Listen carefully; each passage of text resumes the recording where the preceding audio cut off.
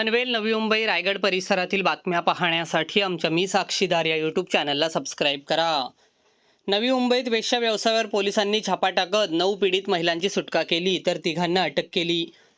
नवी मुंबई पोलिसांच्या गुन्हे शाखेच्या अनैतिक मानवी वाहतूक प्रतिबंधक कक्षाने मोठी कारवाई करत वेश्या व्यवसायात अडकवण्यात आलेल्या 9 पीडित महिलांची सुटका केली। या प्रकरणी लॉज व्यवस्थापकासह तिघांना अटक करण्यात आली असून त्यांच्या विरोधात तळोजा पोलीस ठाण्यात गुन्हा दाखल करण्यात आला। अनैतिक मानवी वाहतूक प्रतिबंधक कक्षाला 18 जुलै रोजी hotel abode in lodging in boarding येथे महिलांना ठेवून वेश्या व्यवसाय चालवला जात असल्याची गोपनीय माहिती मिळाली। त्यानुसार पोलिसांनी बनावट ग्राहक पाठवून सापळा रचला। ग्राहकाच्या सांकेतिक इशाऱ्यावरून पथकाने लॉजवर छापा टाकला असता तेथे 9 पीडित महिला आढळल्या। त्यांची तात्काळ सुटका करण्यात आली। तपासात लॉज व्यवस्थापक बलराम नंजय गौडा, वेटर गिरीश शेखर पुजारी आणि वेटर कृष्णराज रितेश कुमार पाटील हे महिलांना ग्राहक उपलब्ध करून देण्यासाठी मध्यस्थी करत असल्याचे निष्पन्न झाले। बनावट ग्राहकाकडून वेश्या व्यवसायासाठी 3000 रुपये स्वीकारल्याचेही उघड झाले। या प्रकरणी तळोजा पोलीस ठाण्यात गुन्हा दाखल करण्यात आला आहे।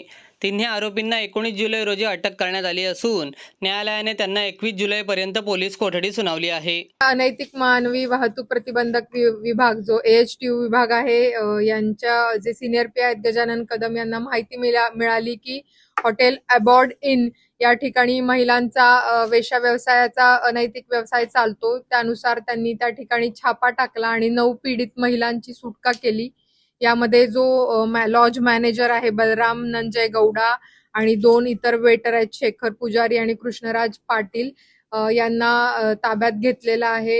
यांच्यावरती तळोजा पोलीस स्टेशन येथे गुन्हा दाखल केलेला आहे आणि त्यांची 21 जुलैपर्यंत पोलीस कस्टडी रिमांड मंजूर आहे। सदरची उल्लेखनीय कामगिरी senior PI Gajanan Kadam, API Yogesh Deshmukh, PSI Sarita गुडे, पोलीस शिपाई ठाकूर चव्हाण, हवालदार सविता म्हात्रे, ज्योती अडकमोल आणि चालक पोलीस हवालदार मोहिते यांनी केलेली आहे।